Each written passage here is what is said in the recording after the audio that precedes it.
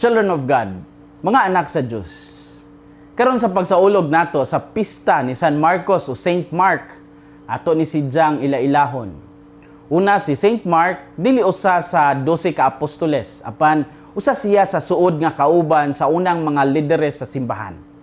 Ikaduha, giila siya isip interpreter ni Saint Peter o daghang sulod sa iyang ebanghelyo nagikan sa mga kasinatian ni San Pedro. Ikatulo, ang iyang simbolo mao ang leon nga nagrepresentar sa kaisog o pagkahari ni Kristo. Ikaupat, giingon sa tradisyon nga siya mao ang nagtukod sa simbahan sa Alexandria. O ikalima, ang ebanghelyo ni Marcos mao ang pinakadali nga basahon, puno sa aksyon o lihok ni Jesus. Bisan dili siya apostol, dako kaayo ang iyang kontribusyon sa pagpalapad sa pagtuo. Ang kinabuhi ni Saint Mark nagpakita nga ang Dios mogamit bisan kinsa nga andam mosunod. Ang iyang pagsulat nahimong inspiration sa daghan in taon nga mga henerasyon. Ug hangtod karon, ang iyang ebanghelyo nagpadayon sa pagdasig kanato sa pagsunod kang Kristo. Sa ebanghelyo karong adlaw, atong madungog ang sugo ni Jesus sa iyang mga tinun-an. Pag adto sa tibuok kalibutan ug pagsangyaw sa maayong balita. Kini nga misyon mausab ang gihatag kang San Marcos ug sa tanan nga magtutuo hangtod karon. Unsay makutlo nato karong adlaw sa kapistahan ni San Marcos? Unang punto, ang matag Kristiyano gitawag sa pagsangyaw sa ebanghelyo. Mingon si Jesus, "Go into the world and preach the gospel to all creation." Mark 16:15.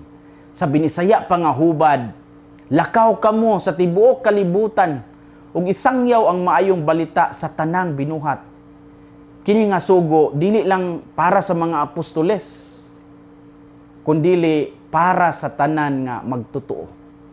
Ang pagsangyaw dili lang pinaagi sa pulong, kundili pinaagi sa kinabuhi.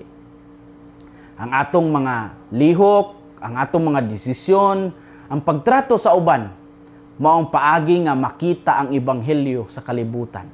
Ang atong kinabuhi maimong usa ka living gospel, buhi nga ebanghelyo alang sa uban. Ang kinabuhi nato sa adlaw-adlaw mao ang pinakalig-on nga pagpamatuod sa ebanghelyo.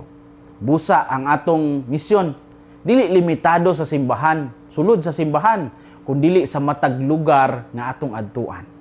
Kita gitawag sa pagdala kang Kristo sa atong pamilya, sa atong trabaho, sa atong komunidad. Ang matag Kristiyano gitawag sa pagsangyaw sa ebanghelyo. Ikaduhang punto, ang Ginoo nag-uban sa iyang mga tinun-an sa ilang misyon. Usahay mahadlok ta sa pagsangyaw tungod sa usahay kakulang sa kahibalo o magpanukot ta.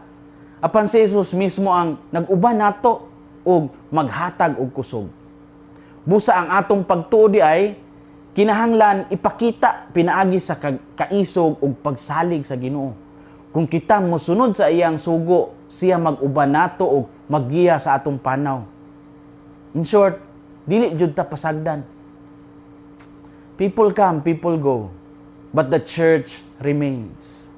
Ang pagpadayon sa simbahang Katoliko hangtod karon usa ka dakong pagpamatuod nga ang Ginoo nag-uban nato sa atong panaw.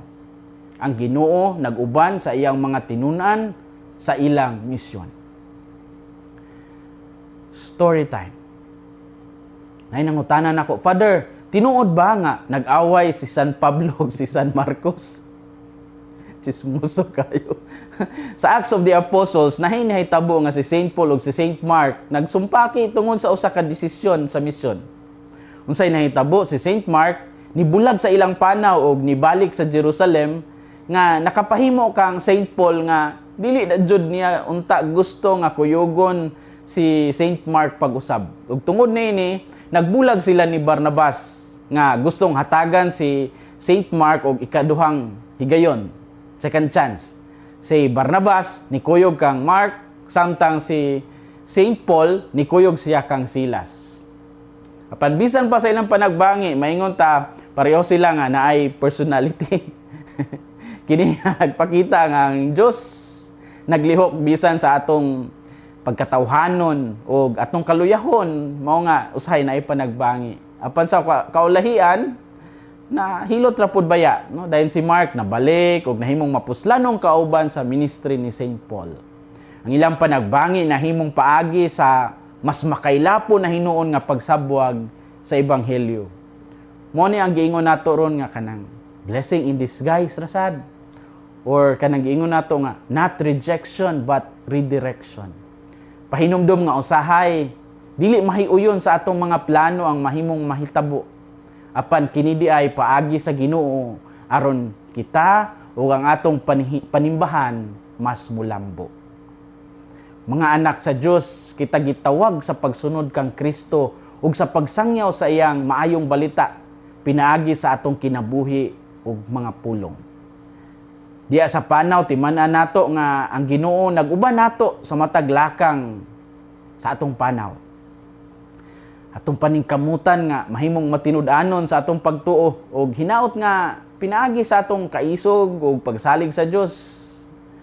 Kita mahimong tinuod nga saksi sa iyang gugma sa kalibutan. Hinaot nga ang kasing-kasing ni Kristo maghari sa atong mga kasing-kasing. Kini si Father Felmar Castrodes Fiel SVD ang inyong magsisibya sa maayong balita. Gikan dinhi sa Radio Veritas Asia, hinumdumi ang kinabuhing Kristiyano, kinabuhi sa pagserbisyo.